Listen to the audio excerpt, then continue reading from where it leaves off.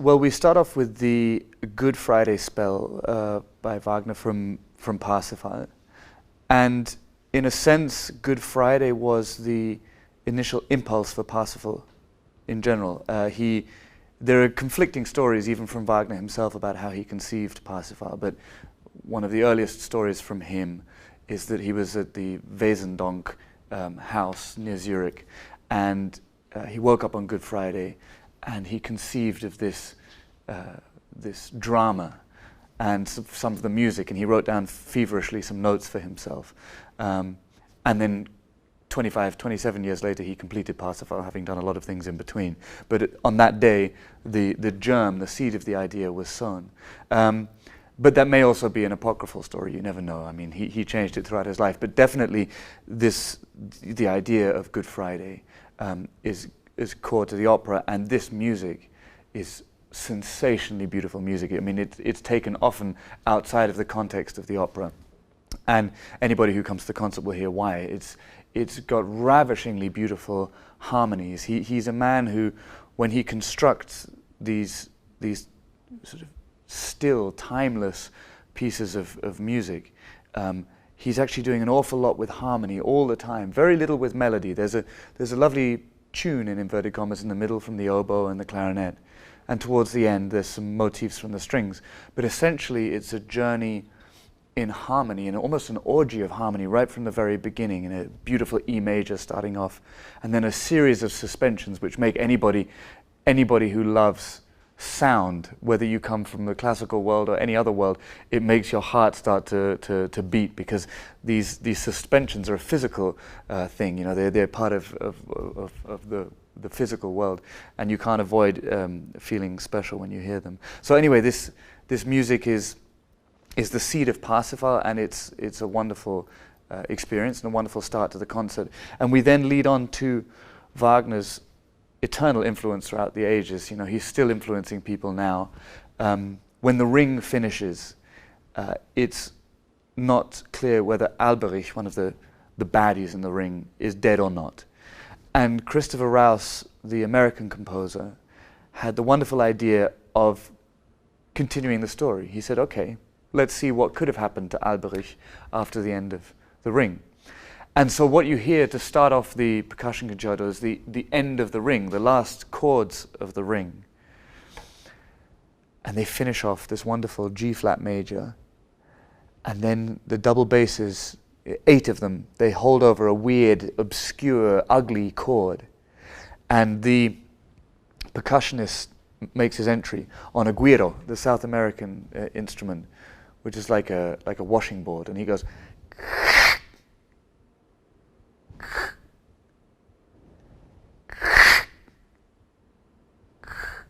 And that's the breathing of Alberich. So we think he's died. We don't know what's happened. The opera's finished, the trilogy is finished, and now we continue. And then over 3 incredible movements, we follow the exploits of Alberich and how he continues. And it follows the normal scheme of concertos, of fast, slow, fast. So there's the first movement of fast, second movement slow, third movement fast. And all the way through, there are quotes from Wagner, ideas that Rouse has brought into it, and this amazing central character of Alberich off on these adventures. And it's the first time I'm doing the piece. It was recommended to me very highly by Colin Curry, our wonderful soloist, a few years ago.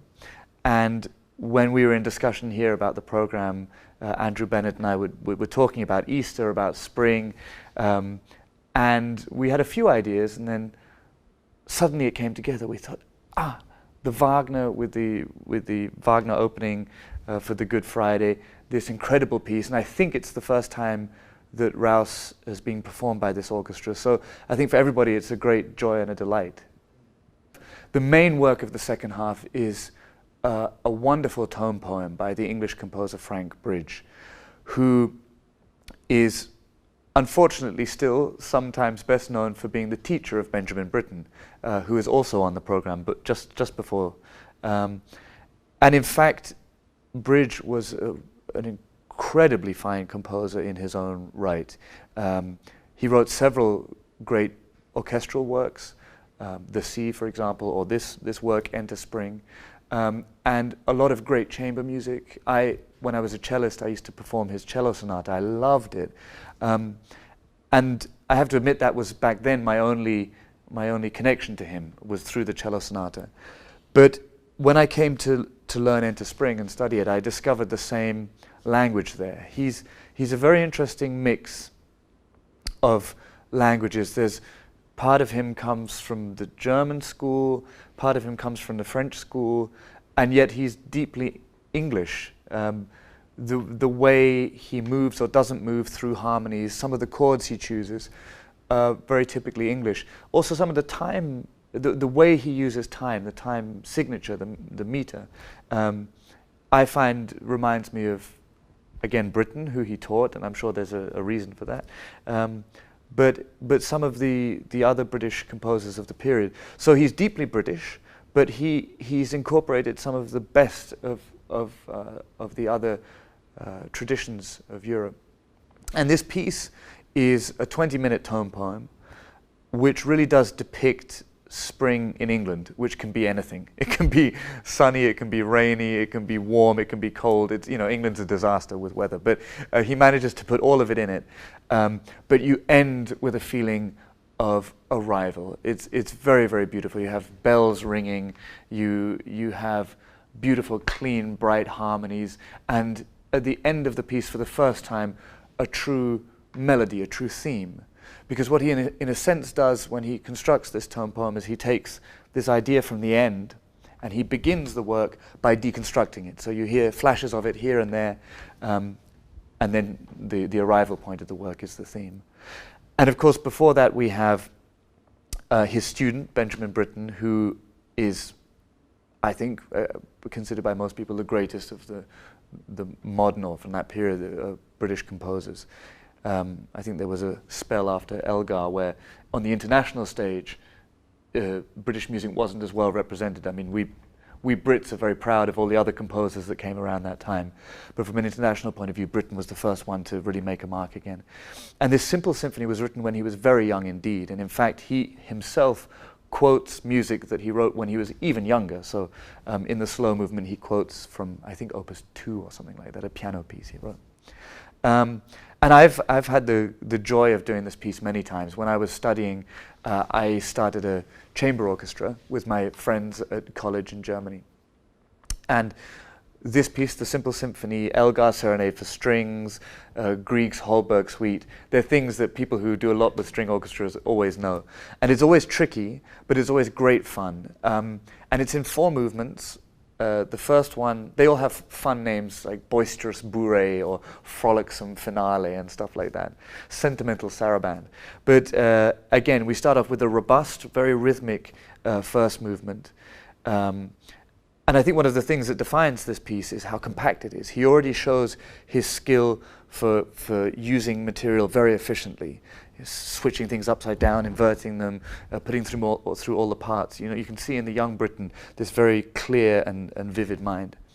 And we have a pizzicato polka. No, not a polka. A playful pizzicato, excuse me, is the second movement, which is incredibly tricky for the strings. They put down their bows and they go ta ta ta ta ta ta ta like this, and it always ends up with people in spasms needing massages at the end of the rehearsal. And then the core of the piece is this gorgeous third movement, the Sentimental Saraband, which is truly deep music. It's beautiful music, and I would say is the greatest movement of quality in what is otherwise a very high quality piece. And it ends up with a fast, dangerous fugue, which only lasts 3 or 4 minutes. The whole piece is only a quarter of an hour, I would guess. But it's great fun, and we just finished our first day of rehearsals, and I can say it's an incredibly mixed program, an incredibly unusual program actually. A lot of these works are not performed regularly in the concert hall, so I'm excited.